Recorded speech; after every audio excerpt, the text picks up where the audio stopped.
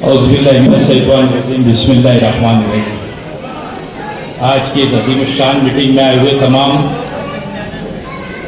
बुजुर्ग हजरात, नौजवान साथी, स्टेज पे बैठे हुए तमाम पदाधिकारी, मैं समझता हूँ कि गुरुवार वार्ड के अंदर दूसरी या तीसरी टाइम बात करने का मौका मिला। इससे पहले मैं जब कांग्रेस में था तो सैलानी चौक के जलसे में तकरीर किया करता था सेक्रेटरी साहब के साथ। आज मालेगांव शहर के अंदर ये जो इलेक्शन होने जा रहा है 2024 के अंदर असेंबली का, मैं एकदम संजीदगी से आप लोगों को बताऊंगा और आपको संजीदगी से सुनना है। 15 मिनट का वक्त है मेरे पास। 15 मिनट के अंदर मैं आपको जो बात बताऊंगा तो मैं समझता हूं कि शायद अगर मैं कोई बात गलत करूंगा तो उसके सवाल का जवाब भी मेरे से जलसा खत्म होने के बाद बोलना कि तुमने ये बात गलत बोली। आज मालेगांव शहर के अंदर गुज़िश्ता 5 साल से लेकर 3 महीना कंप्लीट रह गया इलेक्शन के लिए। खैर महाराष्ट्र सरकार ने 1 महीना बढ़ाने की कोशिश की। हो सकता है नवंबर एंड के अंदर या दिसंबर के पहले हफ्ते में इलेक्शन हुए महाराष्ट्र असेंबली की। ये जो होने वाला इलेक्शन है, आज तक के मैंने मेरे बचपने से यहां पर देखा कि मालेगांव शहर की आवाम ने जो इलेक्शन के अंदर वोट दी वो किसको गिराना है ये तय करके वोट दिया आज तक के मालेगांव शहर की आवाम ने। क्योंकि यहां पर हमेशा 2 ही उम्मीदवार रहे, एक को गिराना रहता था और दूसरे को उसके बनिस्बत गिराने के वो जीतता था। उसको जिताने की ख्वाहिश शहर के लोगों को कभी नहीं रही, मगर मजबूरी रही शहर के लोगों की कि काम करने का जो उसका वक्त आया उसने काम नहीं किया। और हर लोग आज बिरादरीवाद का नारा देकर अपनी झोली भरने का काम करते। मैं एक बात इस शहर के लोगों से पूछता हूं कि यहां हर बिरादरी के लोग बैठे हुए, हर मसलक के लोग बैठे हुए,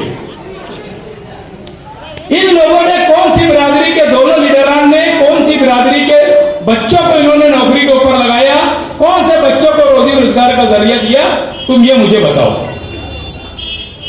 जब इलेक्शन आता बिरादरी के अंदर भी अलग अलग बिरादरी के अंदर लोगों को बांट दिया जाता, अलग अलग मीटिंगें ली जाती और शहर के लोगों को बेवकूफ बनाने का काम शहर के अंदर किया जाता। आज एक मसले से तुम बताओ कि मैं समझता हूं कि मालेगांव शहर के अंदर एमपीएसएल कंपनी आई, जो पावर सप्लाई कंपनी आज से 4 साल 6 महीना पहले मालेगांव शहर के अंदर आई। उसके लाने वाले हमारे इस शहर के माजी आमदार शेख आसिफ साहब ने इस बिजली कंपनी को मालेगांव के अंदर लाया। मैं उस वक्त मुफ्ती इस्माइल के साथ में था। मैं उनको एक बात बोला करता था कि मुफ्ती जब वो जीत कर आए, और मैंने स्टेज से भी ये बात कहा था कि मालेगांव शहर के अंदर एक अजाब जल्द से जल्द नाजिल होने वाला है जो कैबिनेट के अंदर पास हुआ, और मालेगांव शहर के अंदर कभी भी प्राइवेट बिजली कंपनी ताबा ले लेगी। जब मुफ्ती इस्माइल साहब जीते तो मैंने इनको कहा कि इनको ताबा लेने मत, तो इनको बोल दो कि मैं इस शहर का नुमाइंदा है, मैं इन लोगों को, मैं यहां पर तुम्हारी बिजली कंपनी को यहां चलने नहीं दूंगा। अगर ये इतनी ही बात बोल देते थे तो मालेगांव शहर के अंदर एमपीएसएल कंपनी जो आज जो लोगों के खून के आंसू रुला रही है, लोगों की मेहनत की कमाई, इतना परेशानी का आलम, मैं समझता हूं कि मैं 25 साल से कारपोरेटर हूं और ये 2 साल का जो वक्फा मेरा गुजरा बिगर कारपोरेटर का, तो मेरा दिन भर का वक्त तो पावर कंपनी के खिलाफ नहीं जाता। अगर ये चाहता तो ये बिजली कंपनी को ताबा लेने नहीं देते, और ये सिर्फ और सिर्फ यही कर रहे हैं दोनों। यहां पर काम करने वाले, तुम बिजली कंपनी के अंदर काम करने वाले तुम लोग देख लो, इनके लगाए हुए 10 लोग हैं, उसके लगाए हुए 20 लोग हैं। एजाज बेग के घर को एक बेचता तो दूसरा जैनू पठान के घर को बेचता। इस तरीके की दुश्मनी मालेगांव शहर के गरीब आवाम से लिए जा रही है, सिर्फ सियासी दुश्मनी लोगों से निकाली जा रही है।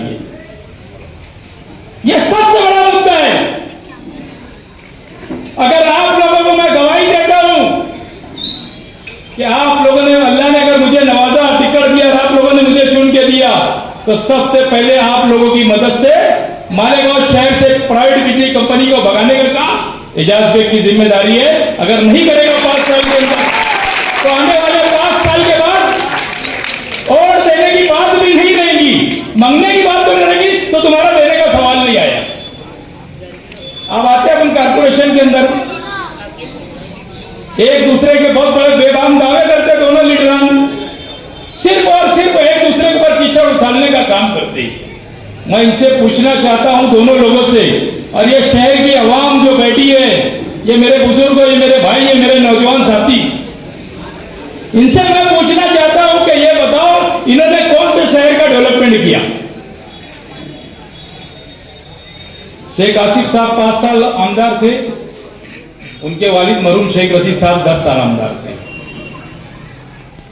ताहिरा मैडम 5 साल मेयर थी, शेख आसिफ साहब 5 साल मेयर थे, शेख रशीद साहब 2.5 साल मेयर थे।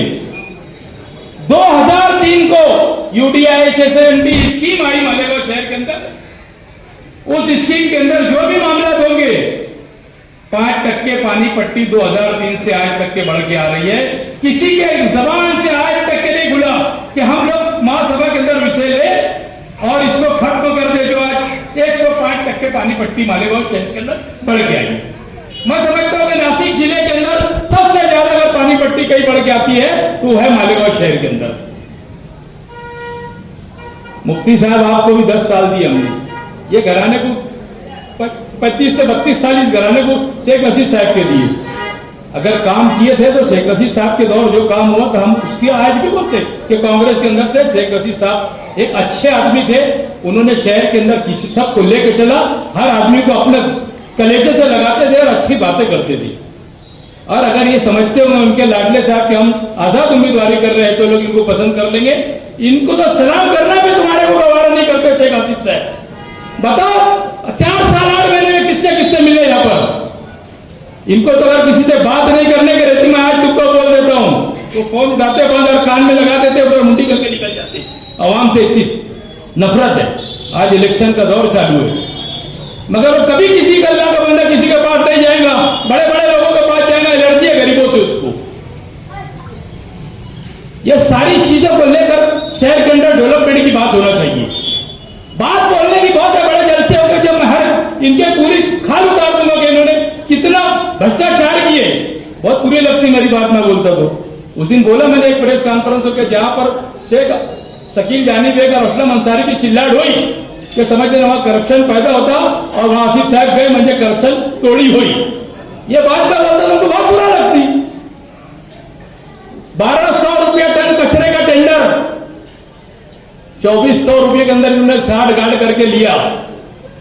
लतीफ अनवर साहब, शेख आसिफ साहब और 7-8 लोग हैं, ऐसे 7-8 लोगों ने मिलकर लिया। 12 दूनी 2400 रुपया टन भागो लेके, जबकि 1200 रुपये में पिछली कंपनी उठा रही थी। आप बताओ शहर के अंदर करप्शन नहीं पड़ रहा है तो क्या पड़ रहा है? फिर बोलते हैं हुसैन हम न थे तो मगर तुम थे। जब कोई बात आती तो यही बात होती, इनको धमकी मिलने लग जाती। और एक तो उनका मुफ्ती साहब का तो बाबा आदम ही निकाला है, वो तो मिलते ही नहीं। सुबह उठते पनपट्टी के अंदर घुसते, कोई नाश्ता लेकर आता, बाहर बैठ के नाश्ता करते, फिर पनपट्टी में जाकर घुस जाती। शहर का डेवलप का है। हम तो अखबारों के अंदर पढ़ते, बोले मैंने 366 करोड़ रुपए लाया। 366 करोड़ रुपए का इनको हिसाब देना है आने वाले असेंबली के अंदर। अरे शहर की आवाम इनसे पूछेगी कि 366 करोड़ रुपए। अब गुरुवार वार्ड के अंदर आता हूं मैं कामकाज के ताल्लुक से, ये जिस इलाके के अंदर मैं तकरीर कर रहा हूं, यहाँ की ऐसी समस्या है कि यहाँ जुम्मा के दिन सुबह से पावर जाती तो शाम तक के पावर नहीं आती। कोई बोलने वाला नहीं। गफ्फार भाई ने मुझे बताया, इन्होंने तो मुझे अभी बताया, नहीं तो मैं यहाँ के लोगों को ले जाके उनकी ईद के ही बजा देना, कैसे जुम्मे के दिन पावर नहीं देंगे देख लेना तुम आने वाले हफ्ते से। इनके बाप को पावर देना पड़ेगी।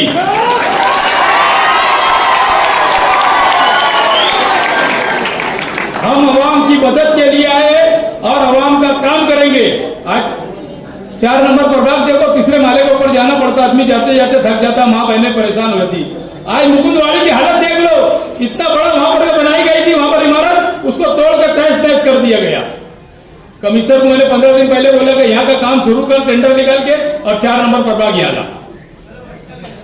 मगर अपने फायदे की बात लीडर करता है, गरीबों के फायदे की बात चलती नहीं। आज राशन दुकान का ऐसा मसला है कि 25 किलो राशन मैं 3 दिन पहले मैंने आपको बोलता हूं और बताता, एक लड़का मेरे पास आया कि मेरे को 3 किलो गेहूं और 2 किलो चावल राशन वाला देता। कोई बहन है अपनी इधर ही गई राशन दुकान है उसकी, बोले तो मतलब फिर बोले बस चलो, मैंने लेकर के एफडीओ से बात करा, मतलब इसमें कितना है देख। एफडीओ ने बोला, बोले चेक करके बोला, बोले 25 किलो। मैंने लड़के को बोला, मतलब इधर कार्ड ले और चल डिस्चार्ज। तो एफडीओ बोले क्या हुआ, मतलब 3 किलो गेहूं और 2 किलो ये चावल देती, और उसके बाद बोलती इत्तेफाक से मैं बाहर निकला तो भाई एफडीओ ऑफिस के एक आदमी ने यशोद ने आवाज दिया, बोले साहब किधर आए थे। मैं बोला अरे ऐसी सी बात है, 25 किलो मला इसको अनाज देता और ये सिर्फ 3 किलो और 2 किलो ऐसा 5 किलो इसको देता। तो उसने इत्तेफाक से वो भाई हमारी माँ बहन जो भी यहाँ पर राशन चलाती वो खड़ी थी, उसने उसको बुलाया, बोले तुम्हारे, बोले क्या हुआ, मतलब तुम इसको 3 किलो 5 किलो अनाज देते, 25 किलो राशन का अनाज आता। तो उसने क्या बोले जानते, बोले भैया बोला नहीं, अब मैं अर्जी ही दूंगा और इसका बराबर इसका काम करूंगा, बाद में सब बात होगी, बात कुछ होगी नहीं। मैं आप लोगों को एक बात बताता कि आप लोग जब राशन दुकान के ऊपर राशन अनाज लाने के लिए जाएंगे, आप उससे स्लिप मांगो। स्लिप के अंदर आपको मालूम पड़ेगा आपका कितना अनाज मिलने वाला है, 2 किलो 5 किलो 10 किलो। क्योंकि सारे करप्शन करने वाले शेख आसिफ साहब के लोग एक तो पोस्ट बनाई, शेख आसिफ साहब सब चोरों की भर्ती उनके पास। देख लो 80% तुम्हारे बच्चों को रोजगार नहीं दिया इन्होंने, तुम्हारे बच्चों को इन्होंने शराबी बनाया, तुम्हारे बच्चों को इन्होंने चोर बनाया, तुम्हारे बच्चों को कुत्ता गोली खाने वाला बनाया इन्होंने। इतना बुरा लगेगा कि कभी चमचे कुत्ते की तरह बिलबिलाएंगे अभी थोड़ी देर के बाद, देखना तुमने। क्योंकि मैं सच बोलता ना, इन्होंने किसी को कुछ नहीं दिया, 200-500 रुपए दिया लोगों को और किसी को नौकरी नहीं दिया आज तक के, किसी के पेट नहीं भरा गरीब का। तो ये मैं आज शहर के मुस्तकबिल के लिए आपको आवाज दे रहा हूं कि आने वाला इलेक्शन 200-500 रुपए का इलेक्शन तुम लोग लेकर अगर आपके मुस्तकबिल खराब करेंगे, आपके बच्चों का ये मुस्तकबिल खराब होगा। इसके बाद बहुत पैसा है, अभी से बोल रहे हैं हम 10 करोड़ लगाएंगे, 20 करोड़ लगाएंगे, है पैसा। मुफ्ती साहब के पास भी बहुत पैसा है, उन्होंने पीछे फतवा दिया था एक कम से कम अगर आप कोई चीज पे अमल नहीं करेंगे तो उनकी बात पे अमल करना, उन्होंने पीछे फतवा दिया था, ले लो और काम बता दो। तो ये अमल आप लोगों को दोनों से करना है। क्या करना है आप लोगों को, दोनों लोगों के ऊपर यही अमल करना है कि ले लेने का है, इनको काम बताने का है। तुम्हारे बच्चों का मुस्तकबिल 200-500 रुपए की ओर से तुम खराब मत करो।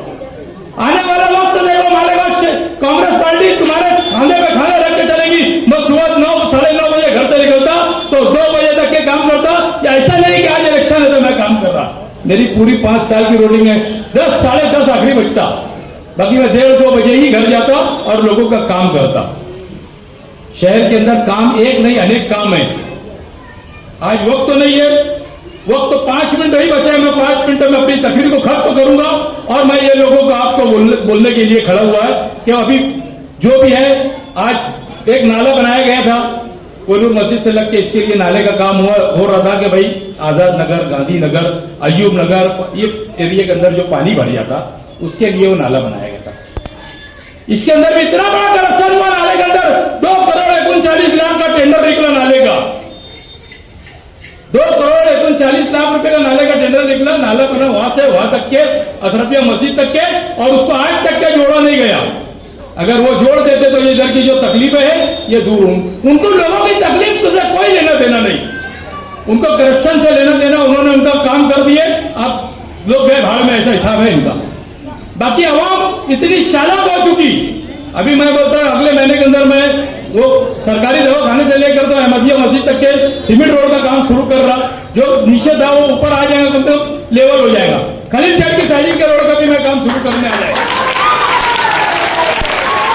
छोटे कब्रिस्तान से लेकर 3 गली, छोटे कब्रिस्तान से लेकर तो आजाद नगर पुलिस, ऐसे मैंने 10 करोड़ रुपया जो गवर्नमेंट से लाया था उसका आज परमा का काम हो गया। कलेक्टर साहब से कल 2 दिन में फाइल आ जाएंगे, 8-10 दिन में टेंडर निकल जाएगा। मैं अगले महीने के अंदर काम की शुरुआत करूंगा। हम कुछ नहीं होने के बाद इतना काम करते, तो इनसे अवाम ने पूछना चाहिए कि ये शहर के अंदर का तुमने लाल किला बना के दिया, सिर्फ और सिर्फ दोनों क्या करते, एक मुफ्ती इस्माइल को बोलता और मुफ्ती इस्माइल शेख आसिफ को बोलता, अरे भैया ये क्या सरकारी नौकरी थी क्या, तुम अनुकंपा में लग गए, आप घर जाओ, बहुत हो गया। सरकारी नौकरी थोड़ी दी है कि बाप बेटा पोतरा सब आएंगे तुम सियासत के अंदर, ये अनुकंपा नहीं है, ये अवाम का कंपा है, ये अवाम आप तुमको शहर का रास्ता दिखाएंगे। आने वाला वक्त आपके हाथ में होगा, आपका मुस्तकबिल तय करेगा कि आप लोग किस तरीके से कांग्रेस पार्टी के साथ रहेंगे। अभी 2 दिन पहले मुफ्ती इस्माइल साहब उम्र जाते जाते भी झूठ बोल के गए, संगमनेर गए बाला साहब थोरात के पास, हाथ पांव पड़े, उनके 2 चमचे हमारे हैं ताई के भाई लोग यहाँ पर, नए भाई पैदा हो गए, वो आज राखी बांधने आई होगी ताई उनके यहाँ पर, उनको बहुत फिक्र रहती, राष्ट्रवादी के अंदर है, बाकी कांग्रेस की बहुत फिक्र उनको, तुम लड़ो, कभी बोलते हो ताई के लड़के को बोलते हैं गौरव को लड़ाओ, कभी बोलते सूरज को लड़ाओ, कभी बोलते चांद को लड़ाओ, ये धंधे चल रहे उनके, इनके बाप का राज नहीं है। मैं भी एजाज पे गए, हमको अगर जबरदस्ती कोई नाम किया आएगा ना, कोई जबरदस्ती नाम किया आएगा ना, हम भी बर्दाश्त नहीं करेंगे, उसकी भी ईट शेर बजाने की ताकत हम रखते। वक्त की तंगी की वजह से आप लोगों का जो काम रहेगा मेरी ऑफिस के ऊपर आप आओ, पावर का मसला रहे, कोई भी मसला रहे, आप लोग आओ, मैं आपके साना बसाना काम करने के लिए तैयार है। वक्त की कमी की वजह से कोई जलसे के अंदर जरूर आपको आगे बोलूंगा। शुक्रिया, जय हिंद, अस्सलाम।